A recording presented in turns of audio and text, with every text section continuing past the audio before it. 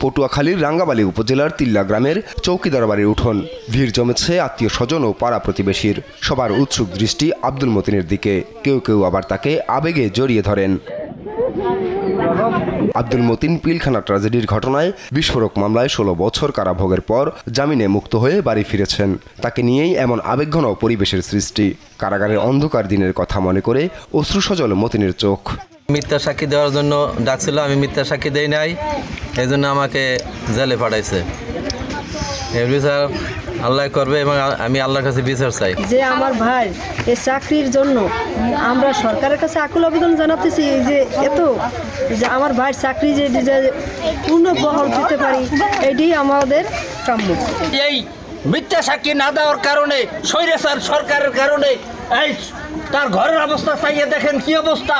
পোলাপান কোথায় কোথায় ভাসমান অবস্থায় দেশে দেশে ঘুরিয়ে টুরিয়ে পোলাপানগুলা করছে।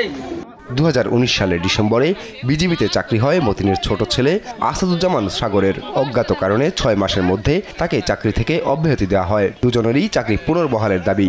19 সালে বিজিবিতে চাকরি পাওয়ার পরেও আমাকে ট্রেনিংয়ে ডাকা হয়। ট্রেনিং ঠিক 6 মাস পরে পাসিং আউটের 5 দিন আগে আমাকে মিথ্যা কারণ দেখিয়ে আমার বাবার ষড়যন্ত্রের সাথে ষড়যন্ত্র মিল রেখে আমাকেও সেই ষড়যন্ত্রের অন্তর্ভুক্ত করা হয়।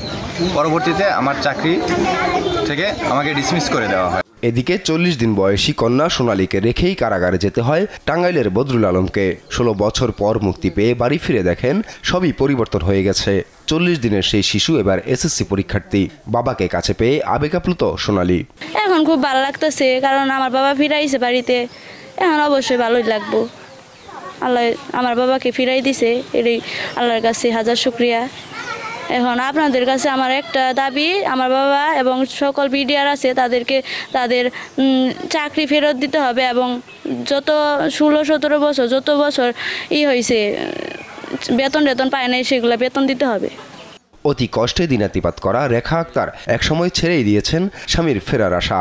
এতদিন পর স্বামীকে কাছে পেয়ে খুশি তিনিও। পিলখানার ঘটনার সময় ব্যারাকে থেকেও আসামি হয়েছেন। দাবি করে চাকরিতে পুনর্বহাল ও ক্ষতিপূরণ চাইলেন বদরুল। মাত্র সুন্দর 40 দিনের বাচ্চা, তাকে আমি স্পর্শ করতে পারি নাই এবং কি আমি জেলে থাকা অবস্থায় আমার আব্বা এবং আম্মা মারা গেছে, তাদেরকে আমি দাফন কাফন বা দেখতেও পারি নাই, তাদের কবরটাও আমি দেখতে পারি নাই। না, এই ঘটনার সাথে আমরা কোনো কিছুই জানতাম না। আমরা তো প্যারেডে ছিলাম, প্যারেডে শেষ হবো আমরা ছুটি চলে আসবো। আমাদের কার্যক্রম সকল কার্যক্রম আমাদের শেষ হয়ে গেছিল, তো আমরা ছুটি যাওয়ার জন্য প্রস্তুত হয়েছিলাম, কিন্তু আমরা ছুটি আর যাইতে পারি নাই। পরে এই ঘটনার পরেও আমি 2 মাস চাকরি করি, তারপরে আমার পিলখানা থেকে ওই পুলিশের কাছে হস্তান্তর করে।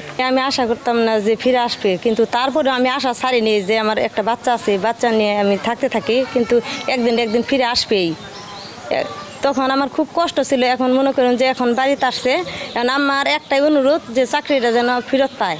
হতদরিদ্র বদরুলের পরিবারের পাশে দাঁড়াতে সরকারের প্রতি আহ্বান জানিয়েছে এলাকাবাসী। আপন অপু, নিউজ ডেস্ক, দেশ টিভি।